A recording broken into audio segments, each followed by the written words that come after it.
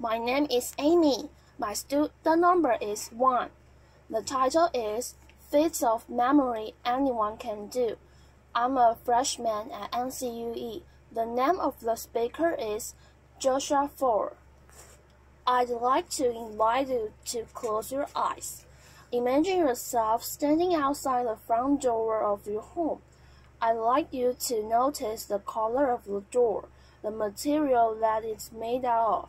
Now visualize a pack of overweight nudists on bicycles. Laughter. They are competing in a naked bicycle race, and they are headed straight for your front door. I need you to actually see this. They are pedaling really hard, they're sweaty, they're bouncing around a lot, and they crash straight into the front door of your home. Bicycles fly everywhere, wheels roll past you. Spokes end up in awkward places, step over the threshold of your door into your foyer, your hallway, whatever's on the other side, and appreciate the quality of the light. The light is shining down on Cookie Monster. Cookie Monster is waving at you from his perch on top of a tan horse. It's a talking horse. You can practically feel his blue fur tickling your nose. You can smell the oatmeal raisin cookie that he's about to shovel into his mouth. Walk past him into your living room. In your living room, in full imaginative broadband, picture Britney Spears. She is scantily clad. She's dancing on your coffee table, and she's singing, "Hit me, baby, one more time." And then follow me in your kitchen. In your kitchen, the floor has been paved over with a yellow brick road, and out of your oven are coming towards you Dorothy, the Tin Man, the Scarecrow, and the Lion from The Wizard of Oz, hand in hand, skipping straight towards you. Okay, open your eyes. I want to tell you about a very bizarre contest that is held every spring in New York City. It's called the United States Memory Championship.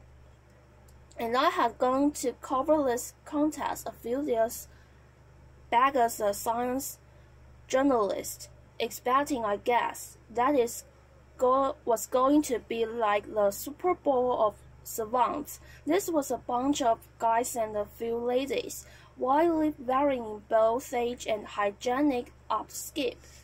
Laughter. They were memorizing hundreds of random numbers. Looking at them just once, they were memorizing the names of the dozens and dozens and dozens of strangers. They were memorizing entire poems in just a few minutes. They were competing to see who could memorize the order of a shuffled pack of playing cards the fastest. I was like, this is unbelievable. These people must be freaks of nature. And I started talking to a few of the competitors. This is a guy called Ed Cook, who had come over from England, where he had one of the best trained memories, and I said to him, "Ed, when did you realize that you were a savant?" And Dad was like, "I'm not a savant. In fact, I have just an average memory. Everybody who competes in this contest will tell you that they have just an average memory. We've all trained ourselves to perform these utterly miraculous feats of memory using a set of ancient techniques invented 2,500 years ago in Greece, the same techniques that Cicero had used to memorize his speeches, that medieval scholars had used to memorize entire books." And I said, "Wow, how come I had never heard of this before?" And we were standing outside the competition hall, and Ed, who is a wonderful, brilliant, but somewhat eccentric English guy, says to me, "Josh, you're an American journalist. Do you know Britney Spears?" I'm like, "What? No, why?" because I really want to teach Britney Spears how to memorize the order of a shuffled pack of playing cards on U.S. national television. It would prove to the world that anybody could do this. After I was like, well, I'm not Britney Spears, but maybe you could teach me. I mean, you've got to start somewhere, right? And that was the beginning of a strange journey for me. I ended up spending the better part of the next year not only training my memory, but also investigating it, trying to understand how it works, why it sometimes doesn't work, and what its potential might be. And I met a host of really interesting people. This is a guy called E.P. He's an amnest who had very possibly the worst memory in the world. His memory was so bad that he didn't even remember he had a memory problem, which is amazing. And he was this incredibly tragic figure. But it was a window into the extent to which our memories make us who we are. At the other end of the spectrum, I met this guy. This is Kim Peek. He was the bassist for Dustin Hoffman's character in the movie Rain Man. We spent an afternoon together in the Salt Lake City Public Library, memorizing phone books, which is scintillating laughter, and I went back and I read a whole host of memory treatises written 2,000 plus years ago in Latin in antiquity, and then later in the Middle Ages, and I learned a whole bunch of really interesting stuff.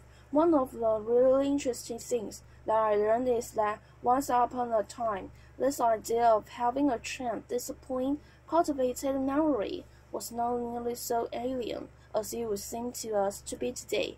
Once upon a time, people invested in their memories in laboriously furnishing their minds. Over the last few millennia, we've invented a series of technologies from the alphabet to the score to the codex to printing press, photography, the computer, the smartphone, that have made it progressively easier and easier for us to externalize our memories, for us to essentially outsource this fundamental human capacity. This technology has made our modern world possible, but they've also changed us. They've changed us culturally, and I would argue that they've changed us cognitively. Having little need to remember anymore, it sometimes seems like we've forgotten how. One of the last places on earth where you will still find people passionate about this idea of a trained, disciplined, cultivated memory is at least totally singular memory contest. It's actually not that singular. There are contests held over the world, and I was fascinated. I wanted to know how do these guys do it. A few years back, a group of researchers at University College London brought a bunch of memory champions into the lab.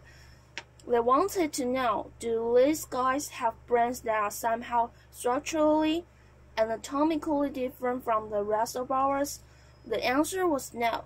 Are they smarter than the rest of us? They gave them a bunch of cognitive tests, and the answer was not really.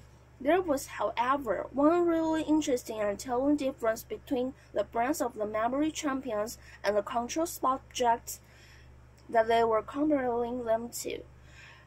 When we put these guys in an fMRI machine, scanned their brains while they were memorizing numbers and peoples of face and pictures of snowflakes, they found that the memory champions were lighting up different parts of the brain than everyone else. Of note, they were using or listening to using a part of the brain that's involved in spatial memory and navigation. Why? Unless there's something that the rest of us can learn from this. The sport of competitive memorizing is driven by a kind of arms race, where every year somebody comes up with a new way to remember more stuff more quickly, and then the rest of the field has to play catch up. This is my friend Ben Pridmore, 3-time world memory champion. On his desk in front of him are 36 shuffled packs of playing cards that is about to try to memorize in 1 hour, using a technique that he invented and he alone has mastered. He used a similar technique to memorize the precise order of 4,140 random binary digits in half an hour. Laughter, yeah. And while there are a whole host of ways of remembering stuff in these competitions, all of the techniques that are being used ultimately come down to a concept that psychologists refer to as elaborative encoding, and is well illustrated by a nifty paradox known as the Baker-Baker paradox, which goes like this. If I tell two people to remember the same word, if I say to you, remember that there is a guy named Baker, that's his name, and I say to you, remember that there is a guy who is a baker, okay, and I come back to you at some point later on and I say, do you remember that word that I told you a while back? Do you remember what it was? The person who was told his name is Baker is less likely to remember the same word than the person who was told his job is a baker. Same word, different amount of remembering. That's weird. What's going on here? Well, the name Baker doesn't actually mean anything to you. It is entirely untethered from all of the other memories floating around in your skull. But the common noun baker, we know bakers. Bakers wear funny with hats. Bakers have flour on their hands. Bakers smells good when they come home from work. Maybe we even know a baker, and when we first hear the word, we start putting these associational hooks into it. That makes it easier to fish it back out at some later date. The entire art of what is going on in these memory contests and the entire art of remembering stuff back in everyday life is figuring out ways to transform capital B bakers into lowercase b bakers, to take information that is lacking in context, in significance, in meaning, and transform it in some way so that it becomes meaningful in the lives of all the other things that you have in your mind. One of the more elaborate techniques for doing this dates back 2,500 years to ancient Greece. It can be known as the memory palace. The story behind its creation goes like this. There was a poet called Simonides who was attending a banquet. It was actually the hired entertainment, because back then, if you wanted to throw a really slamming party, you didn't hire a DJ, you hired a poet, and he stands up, delivers his points from memory, walks out the door, and at the moment he does, the banquet hall collapses, kills everybody inside. It doesn't just kill everybody, it mangles the bodies beyond no recognition. Nobody can say who was inside, nobody can say where they were sitting, and the bodies can't be properly buried. It's one tragedy compounding another. Simonides, standing outside the sole survivor amid the wreckage, closes his eyes and has this realization, which is that in his mind's eye, he can see where each of the guests at the banquet have been sitting, and he takes the relatives by the hand and guides them each to their loved ones amid the wreckage. What Simonides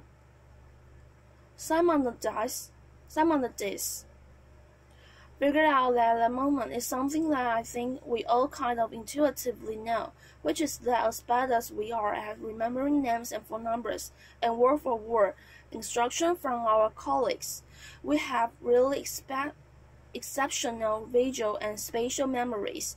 If I ask you to recall the first 10 words of the story that I just told you about Simonides, chances are you would have a tough time with it. But I will wager that if I ask you to recall who is sitting on top of a talking tan horse in your Foer right now, you would be able to see that. The idea behind the memory palace is to create this imagined edifice in your mind's eye and populate it with images of the things that you want to remember. The crazier reader, more bizarre, funnier, raunchier, stinkier the image is, the more unforgettable it's likely to be. This is a device that goes back 2,000 plus years to the earliest Latin memory treatises. So how does it work? Let's say that you've been invited to take center stage to give a speech, and you want to do it from memory, and you want to do it in the way that Cicero would have done it. If he had been invited to TEDx Rome 2,000 years ago laughter, what you might do is picture yourself at the front door of your house, and you come up with some sort of crazy, ridiculous, unforgettable image to remind you that the first thing you want to talk about is this totally bizarre contest, laughter, and then you go out inside in your house, and you will see an image of Cookie Monster on top of Mr. Ed, and that would remind you that you would want to then introduce your fan at Cook, and then you would see an image of Britney Spears to remind you of this funny anecdote you want to tell, and you'd go into your kitchen, and the fourth topic you were going to talk about was the strange journey that you went on for your year, and you would have some friends to help you remember that.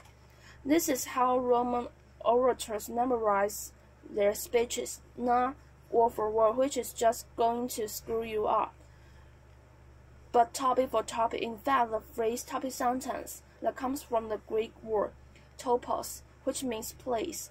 That's a vestige of when people used to think about oratory and rhetoricism, these sorts of spatial terms. This is the phrase in the first place. That's not in the first place of your memory palace. I thought this was just fascinating, and I got really into it. And I went to a few more of these memory contests, and I had this notion that I might write something longer about this subculture of competitive memorizers. But there was a problem. The problem was that a memory contest is a pathologically boring event after. Truly, it is like a bunch of people sitting around taking the sets. I mean, the most dramatic it gets is when somebody starts messaging their tempos, and I'm a journalist. I need something to write about. I know that there's incredible stuff happening in these people's minds, but I don't have access to it. And I realized if I was going to tell a story, I needed to walk in their shoes a little bit, and so I started trying to spend 15 or 20 minutes every morning before I sat down with my New York Times, just trying to remember something. Maybe it was a poem, maybe it was names from an old yearbook that I bought at a flea market, and I found that this was shockingly fun, and I never would have expected that. It was fun because this is actually not about training your memory. What you're doing is you're trying to get better and better at creating and dreaming up these utterly ludicrous, raunchy, hilarious, and hopefully unforgettable images in your mind's eye, and I got crazy into it. This is me wearing my standard competitive memorizer training kit. Laughter is a pair of earmuffs and a set of safety goggles that have been maxed over except for two small pinholes, because distraction is the competitive memorizer's greatest enemy. I ended up coming back to that same contest that I had covered a year earlier, and I had this notion that I might enter it, sort of as an experiment in participatory journalism. It would make, I thought, maybe a nice epilogue to all my research. Problem was, the experiment went haywire. I won the contest. Laughter, which really wasn't supposed to happen. Applause. Now, it is nice to be able to memorize speeches and phone numbers and shopping lists, but it's actually kind of beside the point. They are just tricks. They work because they're based on some pretty basic principles about how our brains work, and you don't have to be building memory palaces or memorizing packs of playing cards to benefit from a little bit of insight about how your mind works. We often talk about people with great memories as though it were some sort of an innate gift, but that is not the case. Great memories are learned at the most basic level. We remember when we pay attention. We remember when we are deeply engaged. We remember when we are able to take a piece of information and experience and figure out why this is meaningful to us, why this is significant, why this is colorful, when we're able to transform it in some way that makes sense in the light of the other things floating around in our minds, when we're able to transform bakers into bakers. The memory palace, these memory techniques were just shortcuts. In fact, they're not even really shortcuts. They work because they make you work. They force a kind of depth of processing. It's a kind of mindfulness that most of us don't normally walk around exercising, but there actually are no shortcuts. This is how stuff is made memorable, and I think if there's one thing that I want to leave you with, it's what EP, the amnesic who couldn't even remember he had a memory problem, left me with, which is the notion that our lives are the sum of our memories. How much are we willing to lose from our already short lives by losing ourselves in our Blackberries, our iPhones, by not paying attention to the human being across from us who is talking with us, by being so lazy that we're not willing to process deeply. I learned firsthand that there are incredible memory capacities latent in all of us, but if you want to live a memorable life, you have to be the kind of person who remembers to remember. Thank you. Applause.